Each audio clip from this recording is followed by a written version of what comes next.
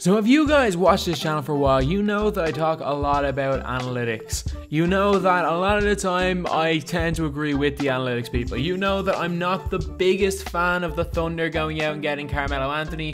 While they gave up almost nothing, I still don't think it puts them ahead of the Rockets, the Spurs or the Warriors. But anyway, one thing that a lot of people think isn't going to be that big of a deal, I think could change the entire landscape of the NBA. And that's Dwyane Wade joining the Cleveland Cavaliers. But I think the way he's going to be best utilized in Cleveland, and I think the way he probably will be utilized in Cleveland, is completely different to what a lot of people think. And I genuinely do think that if he's ran in any other way, or if he's ran the way that I think he's going to be ran in Cleveland, that he's going to be a detriment on the team. So what everyone's expecting is the Cleveland Cavaliers to go out with Derrick Rose at the 1, you've got Dwyane Wade at the 2, LeBron at the 3, Kevin Love at the 4, and Tristan Thompson at the 5. And that's a lineup with Kevin Love, Tristan Thompson, and 3 of statistically the worst shooters, worst shooters that consistently shoot of all time. Dwyane Wade is one of the worst. I think he's like the 3rd worst three-point shooter of people that shoot consistently. I think he's only ahead of like Charles Barkley and someone else. LeBron James is not good and shot one of the lowest percentages in the league last year. And Derrick Rose is around Dwyane Wade level, under 30% for his career. Tristan Thompson can't shoot the ball. In today's NBA, that's not going to work. When LeBron James drives to the basket, they can help in now. They've got no shooters in that lineup. But there is one player on their bench, J.R. Smith, who is a spot-up shooter. What he's there for is to shoot the ball. So their starting 5, they've got 3 ball-dominant playmakers in their starting 5.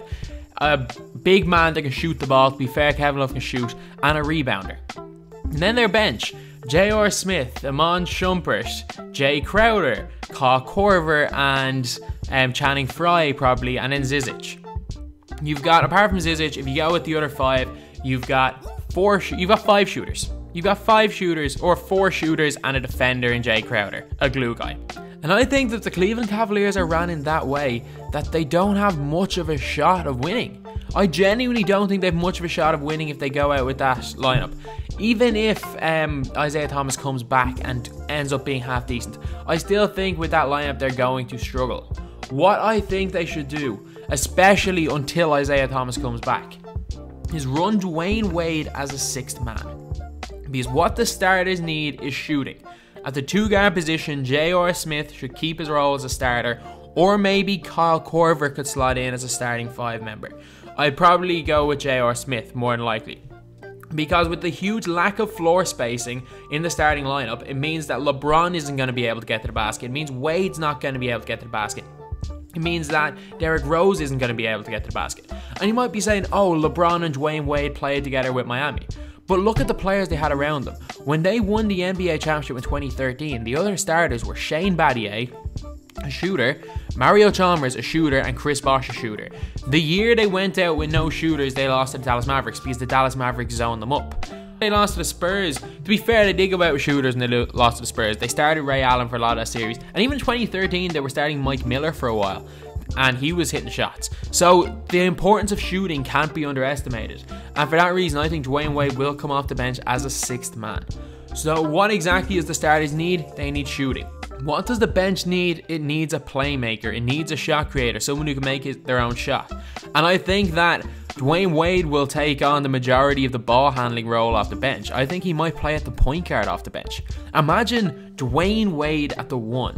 You've got Kyle Korver at the 2. You've got Crowder at the 3, you've got Frye at the 4, and at the 5 you've got, Zizic. Or you got Derrick Williams in there sometimes, you got Shump in there sometimes, Jose Calderon might play a few minutes here and there. You've got that, that's as good a second unit as any team in the league. Like the Warriors showed in the finals that their second unit was far stronger than Cleveland's. Like when LeBron was on the floor, the Cleveland Cavaliers were a better team. It's just when he went off the floor and they went to the second unit, they struggled big time. Dwyane Wade could change all of that, even in the regular season. The regular season, the Cleveland Cavaliers could have one of the best starting 5s in the league. Like they've got LeBron, even without Isaiah Thomas, they've still got Derrick Rose, who's great. Derrick Rose averaged 18 points a game last year. We can't forget that. He's a starting point guard for a lot of NBA teams. You've got Derrick Rose the 1, you got LeBron, you've got J.R. Smith, who's going to be a floor spacer, play a little bit of defense and shoot the ball.